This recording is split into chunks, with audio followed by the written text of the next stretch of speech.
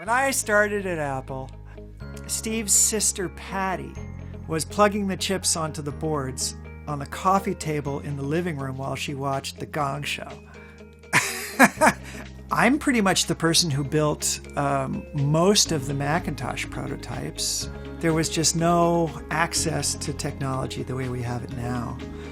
The Apple I was a watershed event in terms of price and capability and the average person being able to own this computer. The Pine 64 is an improvement beyond my wildest expectations. Introducing the Pine 64.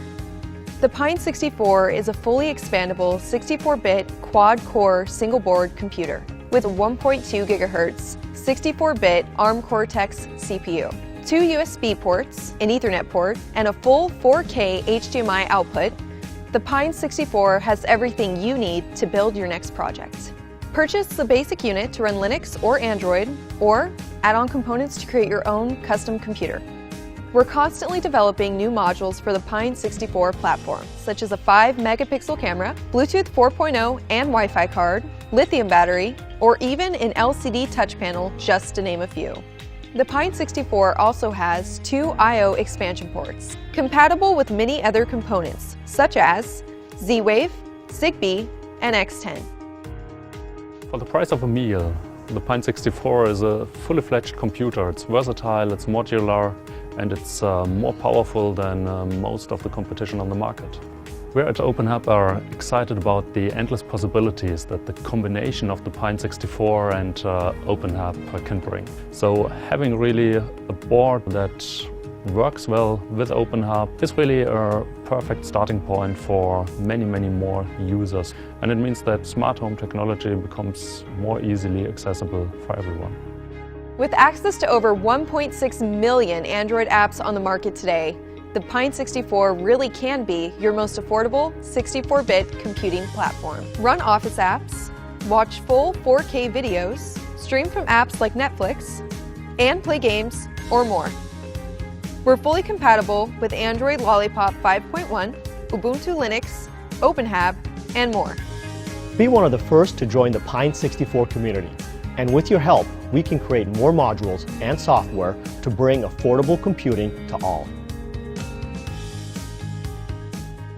Would we have ever believed we would have this $15 supercomputer? No, I wouldn't have believed that. It's a big step just from the Raspberry Pi to the Pine. It's still hard to believe that it's so cheap.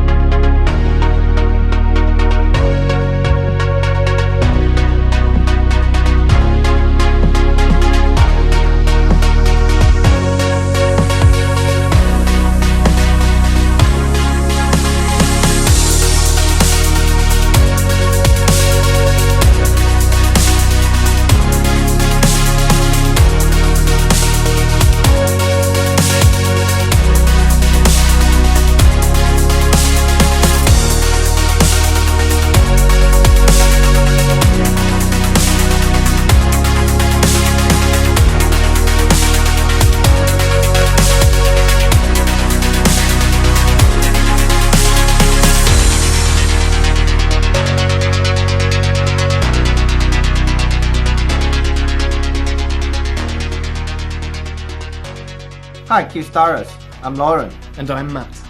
We are the Latte team, and this is our latest product, the Latte Panda. We are makers, we love making and hacking things. But so far, we haven't found any suitable tools for Windows-based projects.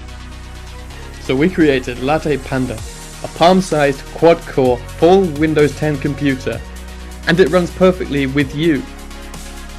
Using Microsoft Office, playing high-definition videos, and running other Windows-compatible software on the Latte Panda is exactly the same experience as using a regular PC. And it's way smaller. In fact, it's 40% smaller than an iPhone. but just like an iPhone, it includes Wi-Fi and Bluetooth 4.0. It's very affordable to run, using a regular 5V phone charger for power. To make it suitable for a wide range of user scenarios, Latte Panda also comes packaged with an Arduino-compatible core processor.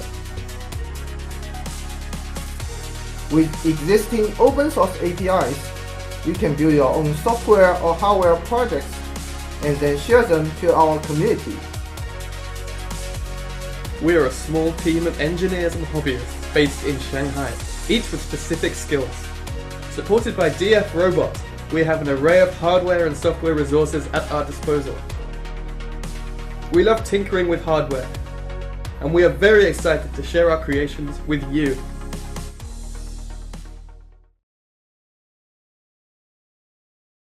Jaguar Board is a standalone x86-based single-board computer. You don't need to learn ARM for using it. Just enjoy it like playing with an x86 computer. Generally, Jaguar Board is designed for better performance on system scalability and compatibility. It can support 1 GB memory and 16 GB eMMC flash.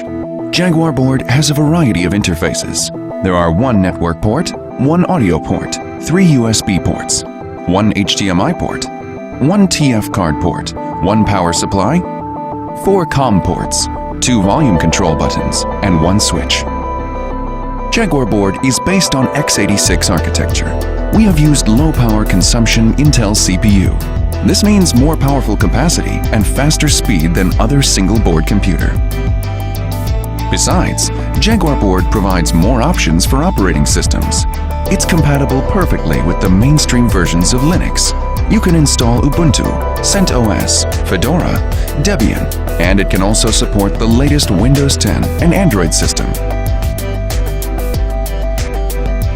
Basically, Jaguar Board can be used as a mini PC. The first step is to connect it to an HDMI displayer, a keyboard and a mouse, then you can easily use it, just like playing with a PC or laptop, to play online games or work with emails and office software. Or you can turn it into a fantastic home theater PC. Use the board as a video box.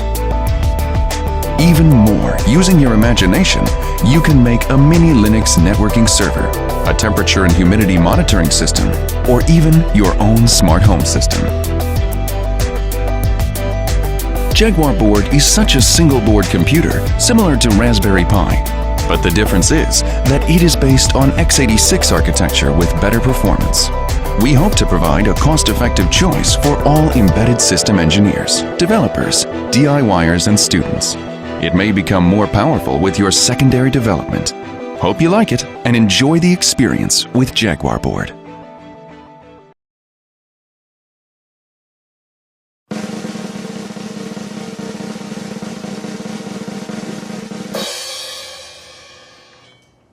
This is CHIP, the world's first $9 computer. Connect over composite, VGA, or HDMI. CHIP does computer things. Save your documents to CHIP's onboard storage. Surf the web over Wi-Fi. Play games with a Bluetooth controller. But wait, there's more. This is Pocket Chip. It makes CHIP portable. Take CHIP, put it into Pocket Chip, and you can use CHIP anywhere. You might have noticed, CHIP looks a little different than every other computer. Because we built CHIP to fit into your projects. And we're so excited to see what you can do with a $9 computer. Kickstarter, we need your help. To make CHIP for $9, we need to buy components in extremely large quantities. Help us make the $9 computer a reality and back CHIP on Kickstarter today. Thanks.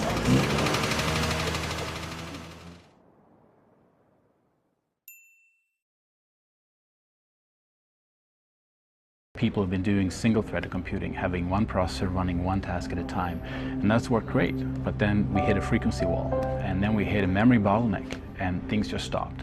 So what we've seen for last year, really performance hasn't improved as much as it should. We're now stalling, and if we don't do anything about it, all those great strides we made over the last 30 years, when things would get better every single year, they're going to stop. And the answer to that is parallel computing.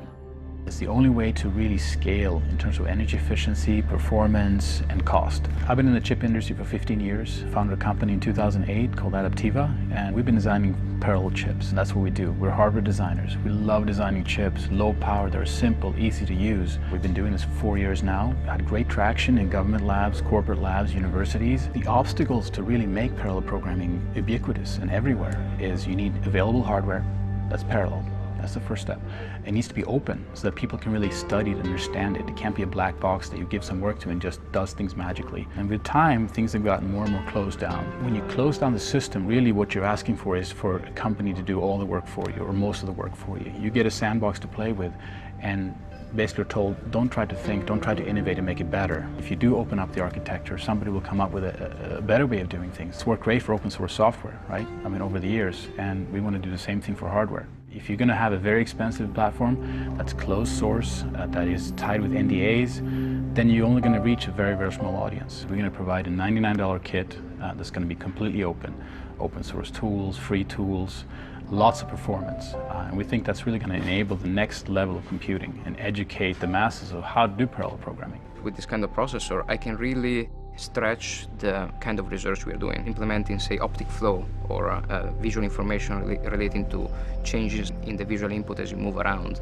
If the hardware is not powerful enough, the frame rate at which you can calculate the image is too low for a robot, for instance, to navigate efficiently in the environment.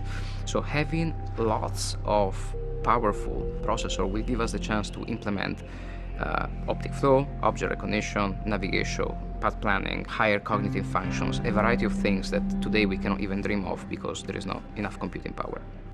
Our first audience are the developers, the guys who really want to study parallel programming, maybe the guys who want to create a great application but doesn't have the performance to do it today in an embedded environment. But the second tier after that is the guy who just wants an awesome computer for $99 that has more performance than anything else out there. We've had lots of people interested in our platform, but our price point has turned them away. Thousands of dollars today is too much for somebody to do research. Everybody is constrained by cost, by their funding. Anybody should be able to afford a $9 kit if they're doing research. Big thing about making the kit cheap enough is this idea of producing a chip in volume. And for that we need money. So we build prototypes today that are fully functional products, but we just don't have the tooling, the factory set up to produce these things for a couple of dollars. Today, they cost a few $100s. With this funding, we can bring it down to a couple of dollars per chip. If you want this platform, we're asking you to basically pledge to the Kickstarter project, and that's going to enable this to bring our price point down to $99 and really make an open platform. In return, for that favor, we're going to open source all our software, give it away for free, and open up all our documents and architecture reference manuals on the web. Getting the platform out there, we can put it in anybody's hands to innovate, to solve the parallel computing problem together.